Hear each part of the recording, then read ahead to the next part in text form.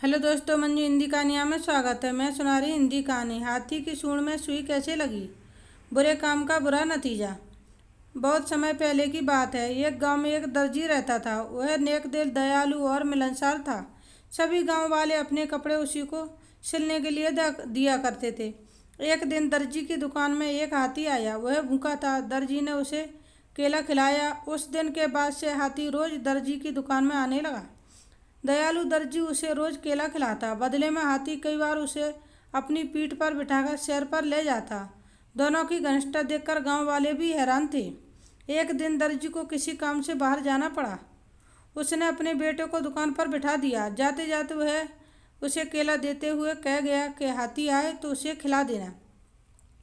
दर्जी का बेटा बड़ा शरारती था। दर्जी के जाते ही उसने केला खुद खा लिया। जब हाथी आया तो उसके शैतानी दिमाग में एक शरारत सूझी।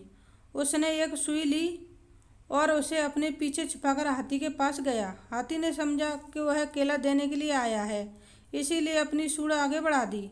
उसके सूंड बढ़ाते ही दर्जी के बेटे ने उसे सुई चुभो दी। हाथी दर्द से बिलबिला उठा। यह देखकर दर्जी के लड़के को बड़ा मजा आया। वह ताली बजाकर खुश होने लगा।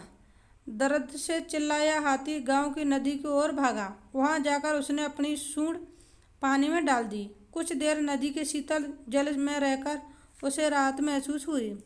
उसे दर्जी के लड़के पर बड़ा गुस्सा आ रहा था। उसने उसे सबक सिखाने की ठानी और अपनी सूंड में कीचड़ भरकर दर्जी के दुकान की तरफ बढ़ा। दर्जी के लड़के ने जब फिर से हाथी को आते देखा तो सुई लेकर बाहर आ गया। वह हाथी के पास आते ही उसे सुई चुभाने के लिए आगे बढ़ा, मगर हाथी ने सूंड में भरा सारा कीचड़ उस पर उलेड़ दिया। लड़का दुकान के दरवाजे के सामने खड़ा था। वह ऊपर से नीचे तक कीचड़ से लथपथ हो गया। दुकान के अंदर भी छिटक गया और लोगों द्वारा दिए गए कपड़े भी गंदे हो गए। उसी समय दर्जी भी अपना काम निपटाकर दुकान वापस आ गया। वहाँ की ये हालत देखकर उसे कुछ समझ नहीं आया। उसने अपने बेटे से पूछा तो बेटे ने सारी बात बता दी।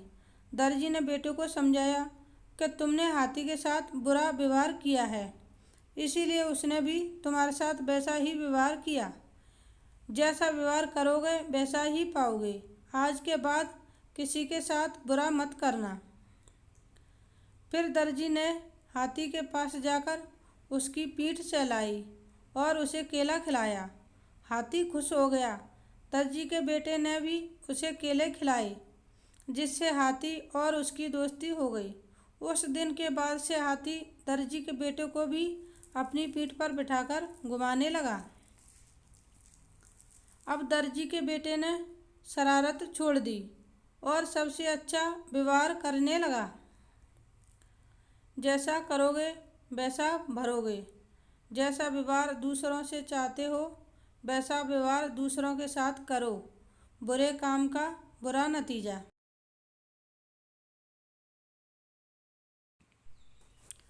Thanks for watching. Please like, share and subscribe. धन्यवाद दोस्तों। Bye bye.